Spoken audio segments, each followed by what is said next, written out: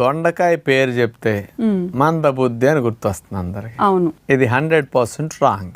మందబుద్ధి కాదు, మంచి బుద్ధి వస్తుంది అని సైంటిఫిక్ గా ప్రూవ్ చేశారు.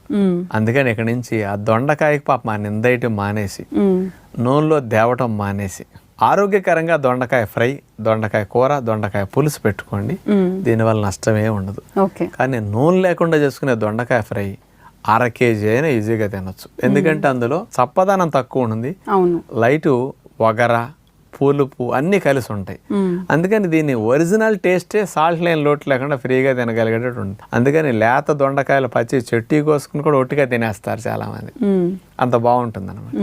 కాబట్టి ఈ ఫ్రైని హెల్దీగా ఎట్లా చేయాలో చూడండి. దొండకాయ ఫ్రై తయారు చేయడానికి కావాల్సిన పదార్థాలు: దొండకాయ ముక్కలు 2 cups, పుల్ల మజ్జిగ 1 cup, కొబ్బరి తురుము 1/2 cup, క్యారెట్ తురుము 1/2 cup, పచ్చిమిర్చి చీలికలు 1/2